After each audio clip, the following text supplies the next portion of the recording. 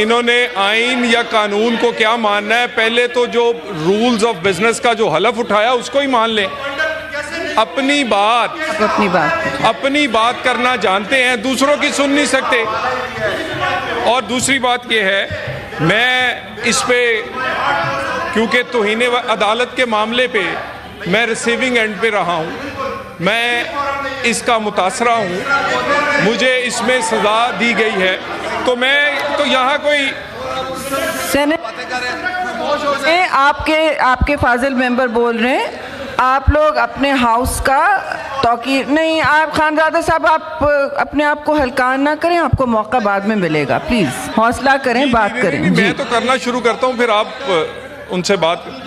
دیکھیں, گزارش یہ ہے کہ میں کوئی یہاں تقریر نہیں بلکہ اپنی آپ بیتی سنانا چاہتا ہوں کہ کس طرح پاکستان میں پولیٹیکل ورکرز کے ساتھ سلیکٹو توہین عدالت کے کیس لگتے ہیں, ایکویلٹی کا کوئی قانون نہیں, اور کس طرح خاص لوگوں کو, خاص کارکنوں کو اس کا نشانہ بنایا جاتا ہے. پاناما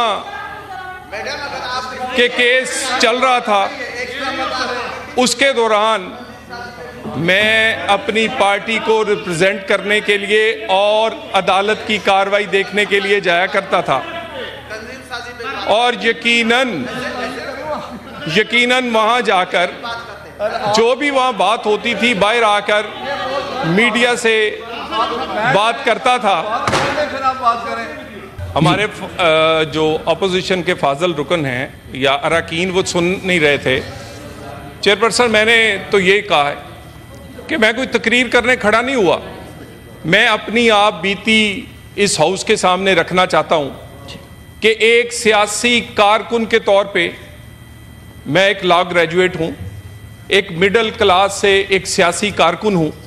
کس طرح مجھے اسی توہین عدالت کے قانون کا نشانہ بنایا گیا, صرف اس لیے کہ اس وقت کے حالات میں میں اپنی لیڈرشپ اور ایک نظریے پہ کھڑا تھا.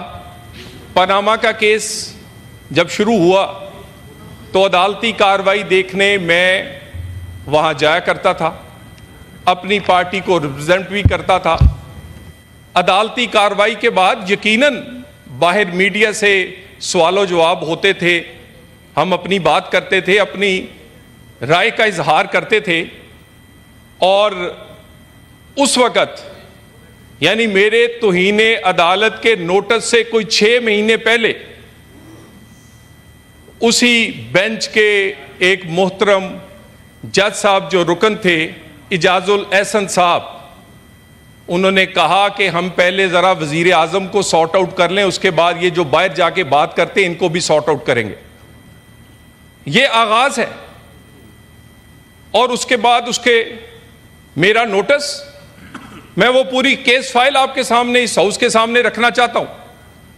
کس بات پہ لیا گیا کہ ایک جلسہ عام جس میں نے تقریر کرتے ہوئے یہ الفاظ کہے کہ ان پی سی او کے ججوں کو نکالو, یہ انصاف نہیں دیں گے, اور بڑے زور سے کہے کہ پی سی او کے جج, کسی لافل جج کا نام یا کسی لافل جج کی میں نے بات نہیں کی, لیکن جن لوگوں نے پی سی او کے حلف مشرف کے ترلے منتیں کر کے, جس میں کھوسا صاحب بھی شامل تھے, ثاقب نثار بھی شامل تھا, اٹھائے تھے, انہیں درد فیل ہوا.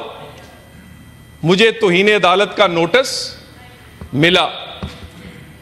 اس توہین عدالت کے نوٹس میں پورے پاکستان میں کوئی وکیل جو بڑے بڑے نام ہیں, آج وہ جج ہیں, میرا وکیل بننے کو کوئی تیار نہیں تھا. کہ اس لیے کہتے تھے کہ کیس تو بالکل اس میں کچھ نہیں ہے, توہین عدالت تو بنتی نہیں ہے, لیکن ہم عدالت کو ناراض نہیں کر سکتے کیونکہ ان کا موڈ خراب ہے آپ کے بارے میں. اس میں وہ جج صاحبان کے میں نام نہیں لینا چاہتا, آج جج ہیں وہ. اور اس صورتحال میں ہماری قیادت نے بات کی آسما جہانگیر صاحبہ سے, انہوں نے کہا کہ وہ کیس لڑیں گی، لیکن وہ کیس پیش ہونے سے پہلے اسی فون کنورسیشن میں اس کے گواہ اعظم نذیر تارڑ صاحب بھی ہیں، وہ وفات پا گئی۔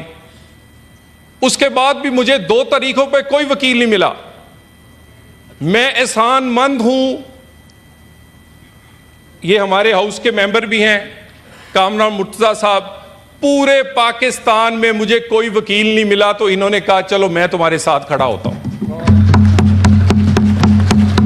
جناب والا، آپ یہ دیکھ لیں کہ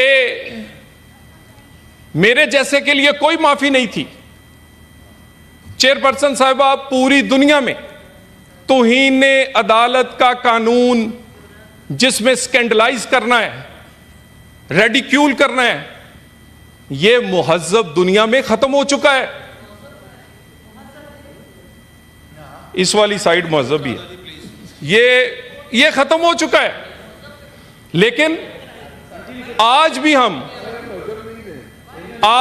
ہم 19ویں صدی کے وہ سارے ہتھ کنڈے صرف اس لیے استعمال کرتے ہیں کہ لوگ اپنی بات نہ کہہ سکیں۔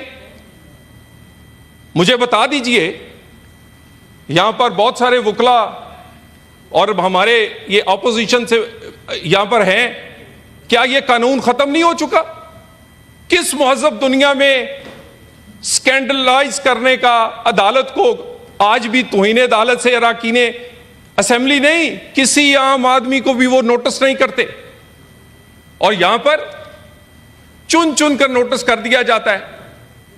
توہین عدالت تو میرا نہیں خیال کہ میرے جیسے کسی سیاسی کارکن کو سزا دینے سے کوئی عدالت کا وقار بلند ہوگا۔ یہ تو جنہوں نے آئین بنانے والوں کو سزا دیں گے تو وقار بلند نہیں ہوگا، آئین توڑنے والوں کو سزا دینا۔ فیصل واڈا صاحب، میں تو ان کے ساتھ ٹاکنگ ٹرمز پہ بھی نہیں تھا، میرا ان سے اتنا شدید اختلاف ہے۔ میرے اس سائیڈ پہ بھی فاضل رکن بہت سارے موجود ہیں، اور ان کے وہ لوگ بھی جس میں رؤف حسن صاحب اور باقی انہوں نے ریسنٹلی گفتگو کی ہے، وہ زیادہ توہین عدالت کے زمرے میں آتی ہے۔ لیکن میں سیاسی کارکن کے طور پر وہ بزدل نہیں ہوں کہ اپنے مخالفوں کو میں کہوں کہ ٹیکنیکلٹیز کے پیچھے چھپا کر نااہل کیا جائے۔ سیاست کا مقابلہ سیاسی میدان میں ہونا چاہیے، اور یہ کہتے ہیں جی پرسنل ایجنڈے پہ بات ہو رہی ہے، کیا پرسنل ایجنڈا ہے؟ یہ جو پارلیمنٹ ہے، کہتے ہیں مدر آف انسٹیٹیوشنز ہے، اس کی توہین کب نہیں ہوئی؟ ہمیشہ ریسٹرین کا مظاہرہ کیا اس پارلیمنٹ نے۔ اس کا وزیر اعظم کو لٹکا دیا جائے، اس کے وزیر اعظم کو اتنی جلدی کسی میونسپل کمیٹی کے کلرک کو نہیں نکالا جاتا جس طرح ہمارے وزیر اعظم کو تاحیات نااہل کر دیا جاتا ہے۔